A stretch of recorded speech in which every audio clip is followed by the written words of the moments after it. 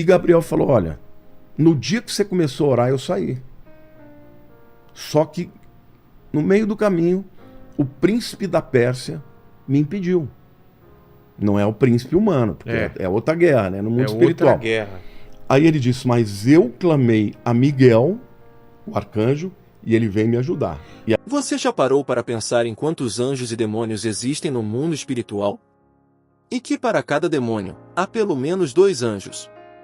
No trecho a seguir, extraído do podcast Inteligência Limitada, o pastor Lamartine Pozzella traz revelações surpreendentes sobre a hierarquia dos anjos, a batalha espiritual e o papel de Miguel e Satanás nessa guerra invisível.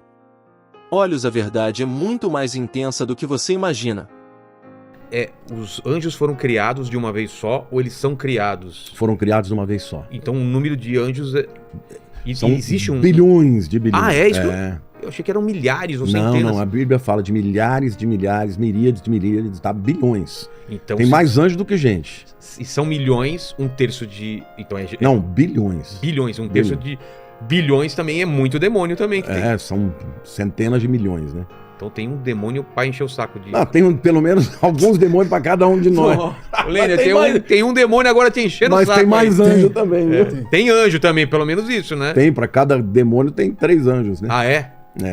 Se foi 1/3 que caiu, 2/3 que Verdade, caiu. verdade. Então para cada um tem 2, na verdade. E uma coisa que eu nunca entendi direito é assim, aquela hierarquia dos anjos, ela tá em forma decrescente de poder ou não necessariamente? Porque um querubim tá abaixo de arcanjo, não é? O arcanjo não, lá a hierarquia que nós temos clara é lá em Efésios capítulo 6. O maior deles é principados. Isso demônios. Não, tá falando de... tá falando tanto de... No caso ali de Efésios 6 é demônio, mas você tem o arcanjo. Arcanjo, porque principados, no grego é arquês. Ah, é? Arque. O que é o arqui-inimigo? É o grande inimigo. O maior inimigo. É o maior inimigo. Então, o arcanjo é o primeiro demônio, em termos de autoridade. Então tem arcanjo e contra ele tem o principado. Mas é a mesma palavra. Ah. Entendeu? E aí depois vem o quê? Depois vem potestades.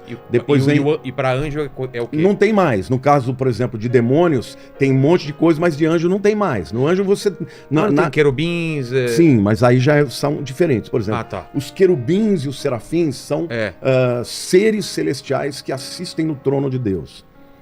Por exemplo, quando Adão foi expulso do Jardim do Éden, Deus colocou 2 querubins com espadas desembainhadas, proibindo que o homem voltasse para o Éden para não ter acesso à árvore da vida e aí ficar perpetuamente... Então são anjos poderosíssimos. Poderosíssimos. Serafins também. No Apocalipse a gente vê os seres viventes, entendeu? Que fala que tem 6 asas, vários olhos. Eles têm uma descrição parecida com os serafins de Ezequiel também. Sei. Então, assim, o que a gente... Essa visão que a gente tem de anjo de quadro não tem nada a ver com o que a Bíblia... Não. Por isso que fala que é meio assustador. Quem olha para um anjo assim, de repente, pode até se assustar, né? Mas quando eles se manifestam, por exemplo, no mundo físico, eles parecem homens. Ah, para não assustar. Quando, por exemplo, Abraão tá lá meio-dia sentadinho na sua tenda, chegam 3 anjos. Um deles é Jesus, que não é anjo, né? Jesus é o próprio Filho de Deus. Olha Mas no Velho Testamento... Como é que você sabe quem é Jesus e quem é um anjo? Porque ele tem o anjo do Senhor. O anjo do Senhor, Malach Yahweh, é Jesus. O anjo do Senhor é Jesus? É uma chamada uma cristofania ou uma teofania, que é uma manifestação de Cristo no Velho Testamento. O Cristo, antes de encarnar na carne, ele já aparecia, então? Já aparecia. Ele, por exemplo, ele recebe adoração, porque na Bíblia somente Deus recebe adoração. E quando é o anjo do Senhor, ele recebe adoração. Por exemplo, Josué, um dia antes dele entrar em Jericó para a batalha que iria, né, ser a mais épica de todos os tempos, ele encontra um camarada poderoso, uma espada desembainhada, e Josué percebe que ele é um ser celestial, e ele pergunta, você é um dos nossos ou é dos exércitos do inimigo? Isso quer dizer o quê? Se é inimigo ou é amigo? Dessa parte espiritual. Mas ele manifestou, ele viu. Ele tá vendo, como se fosse um homem mesmo. E aí ele disse, eu sou o capitão dos exércitos do Altíssimo. Tira a sandália dos seus pés. Uau. Do mesmo jeito que a palavra veio lá na sarça ardente. Aí ele... Que tá pisando em solo sagrado. Ele adorou e e o anjo do Senhor recebeu a adoração. Então ali é Cristo. Mas tem alguns trechos que falam para não adorar porque eu sou um anjo, né? O anjo fala, não me adore, eu sou um servo sou mensageiro, como você. Exatamente. Entendeu? Então assim, nós diríamos assim, que existe uma hierarquia de poder, mas Satanás está acima. Se você pegar no mano a mano, Satanás é maior do que Miguel, que é o maior arcanjo. Eu achei que arcanjo era o mais... Então, eles são arcanjos e principados, teoricamente, eles estão no mesmo nível. Equivalente. Um querubim está acima? É que ele não é um querubim, ele é o querubim original. É o único. E lá na carta de Judas, né, não é os Iscariotes, né, é o Judas que escreveu a carta de Judas, né? Lá diz que Satanás estava contendendo com Miguel pelo corpo de Moisés. Verdade, estavam brigando, lutando, né? E aí diz que Miguel não ousou dizer um juízo difamatório contra ele, disse: o Senhor te repreenda. Ele não enfrentou o Satanás na sua própria força. Mano. É como se a gente falasse hoje, em nome de Jesus, sai. Ele usou Jesus. Ele usou o nome do superior dele. Nossa, isso é importante então. Entendeu? Saber. Agora, tem um outro momento em que, por exemplo, ali é Gabriel que está brigando com o principado da Pérsia. Lá em Daniel capítulo 9. Exato. Porque Daniel começou um jejum de 21 dias de oração. Para saber o que ia acontecer com a história de Israel. Porque já estava cumprindo os 70 anos que ele sabia que ia durar o exílio babilônico.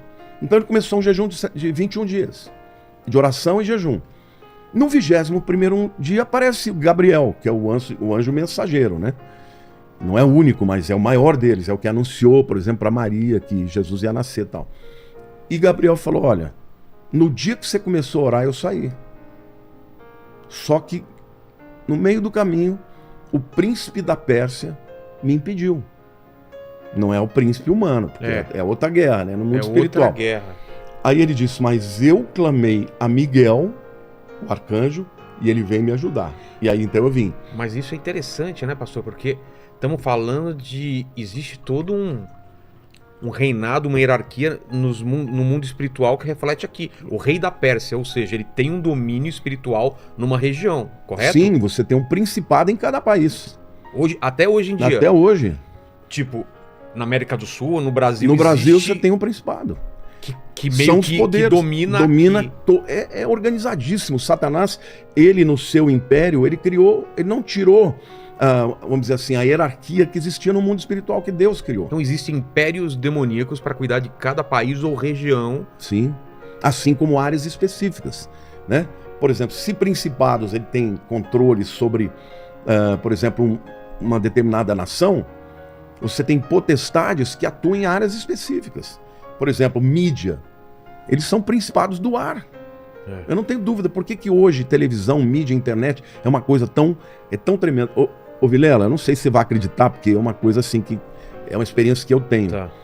Toda vez que eu vou fazer uma live em que eu vou falar do anticristo, toda vez, alguma coisa acontece na internet.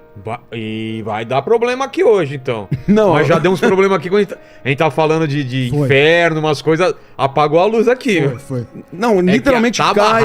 Aí. E assim, eu tenho que parar, eu tenho que orar. Eu olho, tá tudo certo, mas... Tem um certo controle, então, né? Eles atuam nessas áreas, porque são áreas importantes que podem ser usadas tanto para propagação do bem quanto do mal, entendeu? Para falar para milhões, né? Então, assim, existe essa hierarquia e quando eles entram em clash, né, em luta, o que eles fazem? Eles estão, na verdade, usando o poder que eles têm, mas é óbvio que se um arcanjo ele tiver que cumprir uma vontade de Deus, ele usa o nome de Deus para poder passar por cima. Né? É isso, pastor, por exemplo. Vamos colocar como se fosse uma grande guerra espiritual que está acontecendo, porque é isso que eu acredito que está acontecendo. Aí um arcanjo tem que entrar no território brasileiro dominado, ou no território dominado por um principado, uma potestade. São principados. Não, do mesmo jeito que existe uma potestade do país, você tem um arcanjo do país. Ah, tem um arcanjo designado e uma potestade. E eles estão em guerra. Como é que a gente sabe disso? Porque a Bíblia chama Miguel do arcanjo que luta pelo povo de Israel. Então ele... O arcanjo Miguel, para mim, ele é o principal de todos. Hoje é vamos dizer, o general dos exércitos do Altíssimo. Mas ele tem uma atuação mais específica Com o com o povo de Israel. Entendi. Eu acredito que tenha, por conta disso, outros arcanjos que lutem em outras dimensões. Porque a gente sabe que tem o principado, se falou que tem principado da Pérsia, por que não pode ter no Brasil ou nos Estados Unidos, ou não, entendeu? Então dá pra Deus, o do inferir. Brasil aí, ele tá... Precisamos de reforços aí, né? Tá uma guerra maluca aí, né? Não, no final dos tempos, Porque... a luta vai ser cada vez pior. Porque parece que o mal tá crescendo, não tá? Parece... Ou é só uma impressão? Não. Sempre teve mal e só porque a gente tá vivendo agora dá a impressão que o mal é maior. Não, Como Jesus disse, né, que o mal se multiplicaria. A iniquidade, por se multiplicar a iniquidade, o amor de muitos esfriará. Então, vai piorar. Então, vai aumentar o mal. A gente vê também um esfriamento, né? Pessoas que não têm uma vida espiritual, que têm uma vida muito material. Aqueles que tinham começam a deixar de ter, né? Entendi. É o esfriamento. O que é o esfriamento? Da fé, do amor. Acho que o esfriamento é pior do que o ódio, do que o mal, né? Porque a pessoa não tá nem aqui nem ali, ela simplesmente não liga, né? Ela simplesmente vive uma vida à parte, né? É o que Jesus fala, né? Na igreja de Laodiceia, de você é morno, né? Eu vomitarei, como que é? Porque você não é nem frio nem quente. Era melhor que fosse frio ou quente. Por causa disso, eu estou para te vomitar da minha boca. O morno é a pior coisa, né? Porque... Pior, né? Porque ele não é nem frio nem quente. Ele não é nem crente e nem ímpio. Ele não é nem ateu. Ou seja, para Deus, aos olhos de Deus, é pior uma pessoa que diz que é, mas não é, do que o cara que diz que não, sou ateu mesmo. Exatamente. Entendeu? Então esse é o tempo. Agora, isso é resultado do quê? De uma batalha espiritual. Para encerrar este vídeo, é importante refletirmos sobre a realidade espiritual que nos cerca. A batalha entre anjos e demônios é muito mais do que uma simples ideia abstrata, é uma guerra constante que envolve a nossa vida de maneira profunda. Como vimos, a Bíblia nos revela que existem bilhões de anjos, e que para cada demônio há, no mínimo, 2 anjos lutando ao nosso lado. A hierarquia espiritual é algo complexo e impressionante, com seres poderosos que operam em diferentes níveis e esferas.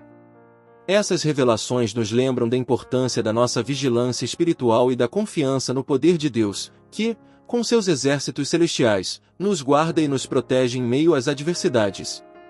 A batalha espiritual é real, e como vimos, não se trata apenas de uma luta entre forças do bem e do mal, mas de um conflito que pode afetar até as regiões espirituais de um país. Portanto, ao caminharmos pela vida, que possamos sempre estar atentos, cientes de que a luta não é contra carne e sangue, mas contra as forças espirituais do mal. E, ao mesmo tempo, que nos lembremos da grandiosidade do poder de Deus, que é maior do que qualquer adversário, e que Ele jamais nos abandona. Fique firme na fé, confiante de que, no fim, a vitória é nossa, através de Cristo.